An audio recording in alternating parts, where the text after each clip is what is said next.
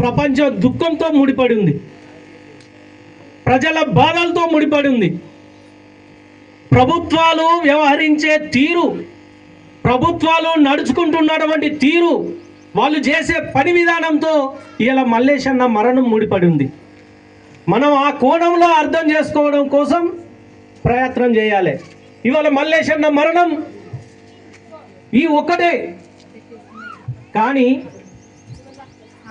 ఈ పరిస్థితి ఇలా కొనసాగితే ఏంటి అనేటువంటిది మన ముందున్న ప్రశ్న. మల్లేష్ అన్న మరణంతోనే ఆగినా అది ఒక రకంగా మల్లేష్ అన్నకు ఒక తృప్తి, కానీ ఇవాళ ప్రపంచమంతా యుద్ధంలో మునిగి ఉంది. ప్రపంచంలో నెలకొన్న సంక్షేమం ఇవాళ మన భారం మన మీద కూడా పడుతూ ఉంది.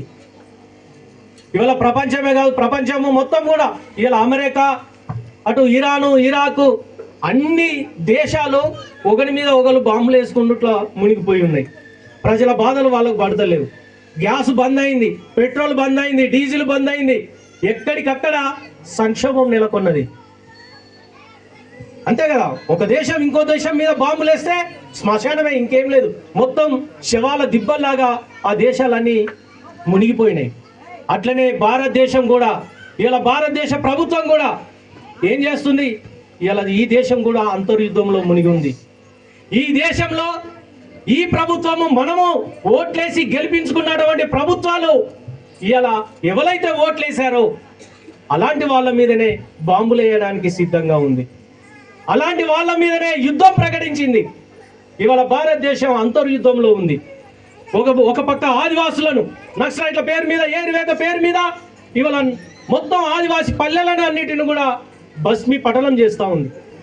వాళ్ళ మీద కాల్పులు జరుపుతూ, ఎదురు కాల్పులు అంటూ, కట్టుకథలు అల్లుకుంటూ, ఎన్కౌంటర్లు చేస్తూ ఒక పక్క మారణ హోమం ఈ ప్రభుత్వం చేస్తుంది.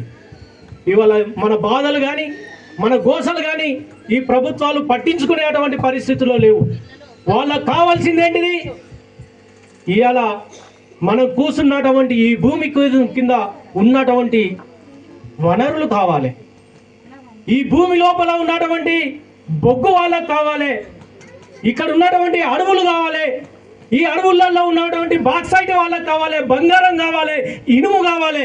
కాబట్టి తవ్వుకపోతాం. మేము తవ్వుకోవడం కోసమే మొత్తం ఈ మన చుట్టూ ఉన్నాయి చూడండి, ఈ పెద్ద పెద్ద అనకొండల లాంటి రోడ్లన్నీ ఎవరి కోసం వేశారు? మన గిరిపల్లె కోసం, మన ప్రజల కోసం, మన సుఖం కోసం అనుకుంటే పొరపాటే. ఎవరికి? అందమైన రోడ్లు, 6 లైన్ల రోడ్లు వేసేది ఎవరికి?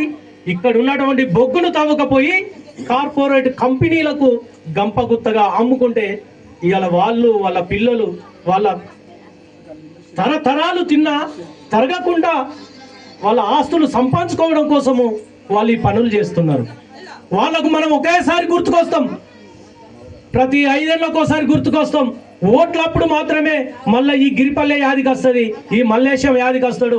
యాదన్న వచ్చి పాట పాడాలి, డప్పు కొట్టాలి, గిరిపల్లె మల్లేశన్న పాట పాడాలి, భద్రన్న వచ్చి మీటింగ్ పెట్టాలి. ఇట్లనే ఉంటుంది. కాబట్టి ఈ పరిస్థితి మారాలి అంటే తెలంగాణలో ఇవాళ, గతంలో మన పోరాటం అంతా ఇవాళ 10 ఏళ్ళు పరిపాలించినటువంటి కేసీఆర్కు సంపాదించుకోవడానికి సరిపోయింది. ఇప్పుడు వచ్చిన కాంగ్రెస్ మళ్ళా గవే నమ్మబలుకుతూ ఉన్నారు.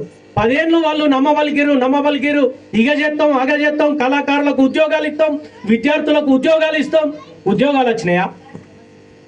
ఎక్కడ వేసిన గొంగడు అక్కడనే ఉన్నది. ఇవాళ తెలంగాణ వచ్చిన తర్వాత, తెలంగాణ రాకముందంటే జైల్లోకి పోయినాం. ఈడ మాతో ఉన్న వాళ్ళందరికీ తెలుసు, తెలంగాణ వచ్చినాక 2 సార్లు జైలుకు పోయినా. నేను సంవత్సరం లోపలున్నా, ఎన్ని బాధలు అనుభవించినాం.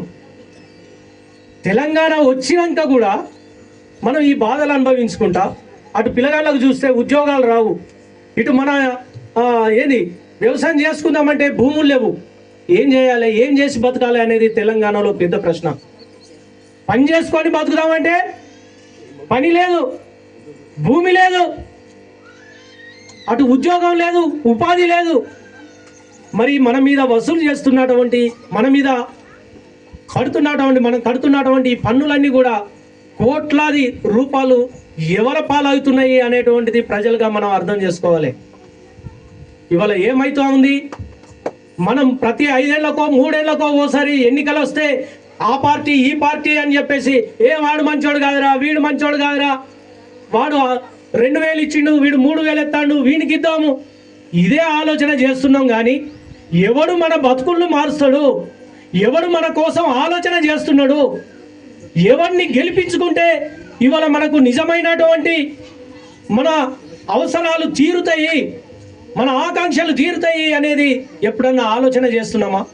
ముఖ్యంగా అమ్మలు అక్కలు అయ్యలారా మీరు ఆలోచన చేయాలి. ఇవాళ మనం 5 ఏళ్లకు ఒక్కసారి సారా ప్యాకెట్కో లేకపోతే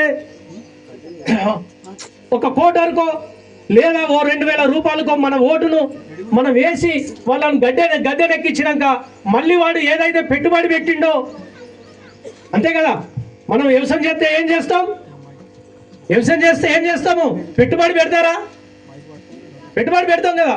పెట్టుబడి పెట్టిన రైతు ఏం చేస్తాడు, అదే ఈ సంవత్సరం అన్నా నాకు కొంచెం ఎక్కువ దిగుబడి రావాలి, ఎక్కువ లాభం రావాలని కోరుకుంటాడు.